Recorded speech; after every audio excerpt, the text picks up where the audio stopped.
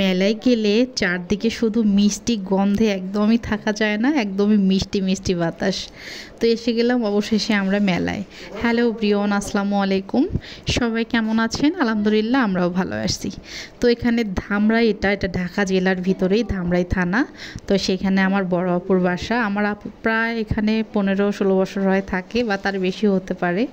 তো যাই হোক, আপুদের এটা নিজের এলাকার মতো হয়ে গেছে। তো এখানে প্রতি বছরে বছরে রথের মেলা হয়, 1 মাস করে থাকে।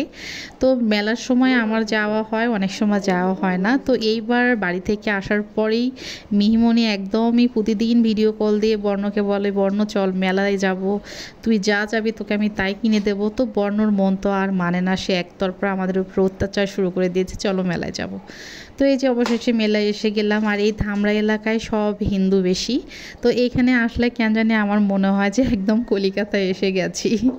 তো জানি না কলিকাতার শহর ভারত কেমন, তবে এখানে এসে ওই রকম ফিলিংসটা হয় আর কি। মন্দির, বিভিন্ন আগেরকার যুগের যে বাড়িগুলো আছে রাজপ্রাসাদের মতো, এগুলো আর কি এখানে বেশি, বিশেষ করে রথ যেটা, সে রথটা। তো যাই হোক, এগুলো হচ্ছে দেখে দেখতে আসতেছিলাম গাড়িতে চড়ে, আর এগুলো হচ্ছে মেয়েদের সাথে গল্প করলাম। আর এটা এসে দেখুন, এসে নেমেই তারা হচ্ছে লেবুর শরবত খাওয়া শুরু করে দিয়েছে। তো বললাম যে বাসা থেকে পানি খেয়ে আসতে কি হলো, মানে পানি খেয়ে আসলে তো আর এখানে এসে টাকা দিয়ে কিনে খাওয়া লাগতো না লেবুর শরবত। তো তাদের নাকি অনেক পছন্দ, খেতেই হবে। তো দেখুন, এই মেলাতে কিন্তু শুধু মিষ্টি মুন্ডাই না, বিভিন্ন জিনিস সংসারের প্রয়োজনীয়তা পাওয়া যায় এখানে। খাট, মানে খাট পালং থেকে হাঁড়ি পাতিল বটি কড়াই, মানে এমন কিছু নেই যে এখানে নেই। এখানে মূলত মেলাটাতে আসে যারা মুসলিম আছে আশেপাশে, তাদের সংসারের প্রয়োজনীয় জিনিসগুলো পাওয়া যায়। মানে একটা জিনিস কিনতে আসলে ধরুন যে 100টা জিনিস দেখে নেওয়া যায়। তো আমার আপু আজকে অনেক কিছু কিনবে, আমিও কিনবো, আপু আজকে মেলা করে দেবে, যেটাই হোক। তো এখানে আমরা দেখাশোনা করতেছিলাম বিভিন্ন কড়াই বটি, তারপরে অনেক কিছু আর কি দেখতেছিলাম। তো এই তো মিহিমণি আর বর্ণ শুধু মানে খেলনার দিকে নজর। আমার বর্ণকে বাজেট করা হয়েছে যে তুমি এই বাজেটের ভিতরে এই জিনিসটা নেবে, বাজেটটা না হয় আপনাদেরকে নাই বলি। তো সে তার বাজেটের ভিতরে শুধু একদম খেলনা নেবে নাকি বন্দুক নেবে নাকি পুতুল নেবে, মানে সে ভাবতে ভাবতে আর বাঁচে না কি নেবে।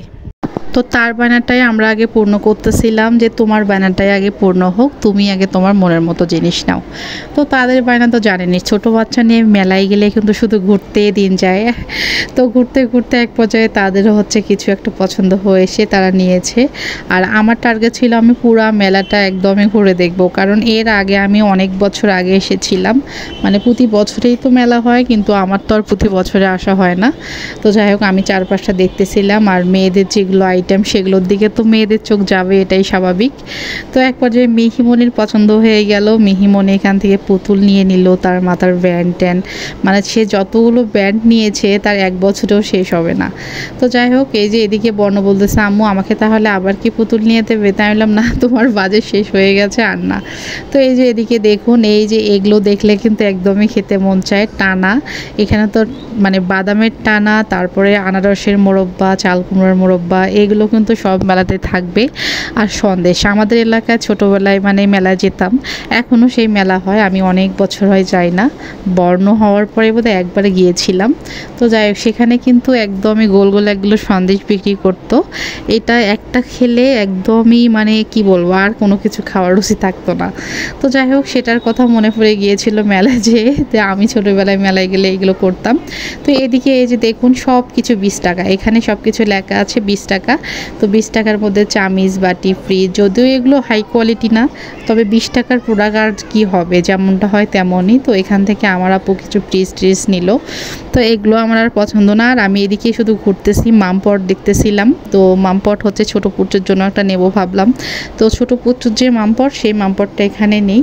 তো চলে আসলাম এই যে বাবুরা যেখানে খেলে, তো এখানে আজকে আবারও চলে আসলাম। এর আগেও কিন্তু একদিন এসেছিলাম শুধু এই পাশটাতে, এর আগের যে ব্লগটা দেখেছেন সেটাতে। তো যাই হোক, এখন হচ্ছে বর্ণরা শুধু নৌকায় চড়েছিল, তো আজকে তারা বায়না এটাতে চড়বে। তো আমি বললাম এটাতে চড়ার দরকার নেই, কারণ উপরে উঠে একদমই নিচে সলকে পড়ে গেলে একটা অবস্থা খারাপ খারাপ হয়ে যাবে। তো বললাম তোমরা যদি নৌকায় চড়তে চাও আবারও নৌকা ওঠো, তাও ওটাতে ওঠো না। তো যাই হোক এদিকতে হচ্ছে সব কিছু কেনা হয়েছে, চলে আসলাম মিষ্টির দোকানে। চারপাশ দিয়েই তো মিষ্টির দোকান।